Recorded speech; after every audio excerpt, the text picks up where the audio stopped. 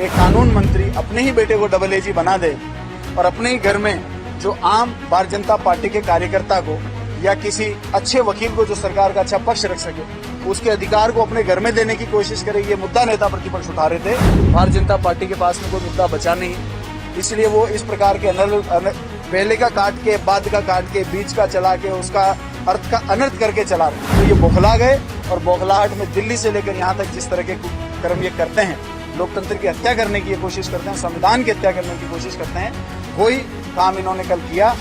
देखिए, मुकेश बाकर जी ने केवल हमारे नेता प्रतिपक्ष को जब पक्ष के लोगों ने बोलने से रोका तो उनसे सवाल पूछा कि आप हमारे नेता प्रतिपक्ष को कैसे रोक सकते हैं। इसी बात के ऊपर बतंगड़ उठा के, क्योंकि उनकी किरकिरी राजस्थान के लोगों के सामने आ रही थी, एक कानून मंत्री अपने ही बेटे को डबल एजी बना दे और अपने ही घर में जो आम भारतीय जनता पार्टी के कार्यकर्ता को या किसी अच्छे वकील को जो सरकार का अच्छा पक्ष रख सके उसके अधिकार को अपने घर में देने की कोशिश करे, ये मुद्दा नेता प्रतिपक्ष उठा रहे थे। और सरकार की जब किरकिरी होने लगी और वो किरकिरी दिखने लगी, जनता के सामने आने वाली थी, तो ये बौखला गए और बौखलाहट में दिल्ली से लेकर यहाँ तक जिस तरह के कर्म ये करते हैं, लोकतंत्र की हत्या करने की ये कोशिश करते हैं, संविधान की हत्या करने की कोशिश करते हैं, वही काम इन्होंने कल किया और जनता के सामने इनके चाल चलन और चेहरा आया।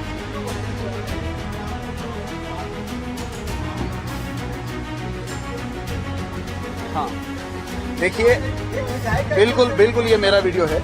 देखिए क्या होता है। वैसे तो मैं इस प्रकार की ओछी मानसिकता और सोच रखने वाले लोगों को जवाब कभी नहीं देता, लेकिन ये माता और बहनों की अस्मिता से उन्होंने जोड़ दिया, इसलिए एक जिम्मेदार नागरिक और जिम्मेदार जननेता होने के नाते मुझे वो बात आपको बतानी चाहिए। कल हुआ ऐसे कि सब लोग बिस्तर आ गए थे, सब बिस्तरों पर आराम से रिलैक्स हो गए। सुशीला डूडी जी बेंच पर बैठी हुई थी, पूरे दिन के हंगामे से बहुत थकी हुई थी। एक विधायक ने उनसे आग्रह किया, सीनियर विधायक ने, कि बहन जी आप घर चले जाओ, हम हैं यहाँ पर रात को, आप चिंता मत करो, आप थके हुए लग रहे हैं। तब उन्होंने जवाब में ये कहा कि आप चिंता मत करो, अगर आप लोग यहाँ हो तो हम भी यहीं रुकेंगे। तब दूसरे विधायक ने ये कहा कि कोई बात नहीं, अगर बहन जी थक गई हैं तो इनसे छोटी विधायक बहुत है, वो इनके पैर दबा देंगी, इसमें क्या हो गया। उसके साथ में मैंने कहा तो यार दबाना ही चाहिए, इसमें तो अच्छी बात है, अपने से बड़े विधायक के पैर दबाने तो अच्छी बात। मैंने तो संस्कारों वाली बात करी।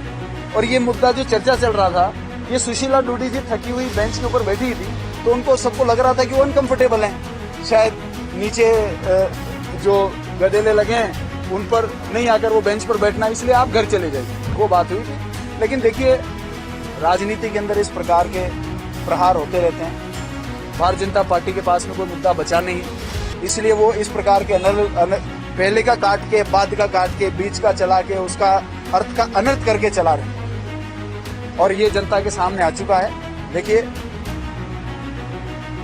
ये तो निश्चित है कि मैं इसका जवाब नहीं दूंगा, लेकिन मैंने जवाब दिया एक जिम्मेदार नागरिक होने के नाते। और दूसरी बात, जिन्होंने भी इसमें उत्तेजना दिखाई है और मेरी छवि को दुर्मिल करने की कोशिश करी है, उनको मैं कहना चाहता हूं कि मेरे पिताजी एक बात कहते थे कि गुजर झगड़ा 3 पीढ़ी तक चलता है, 3 पीढ़ी 100 साल चलती है।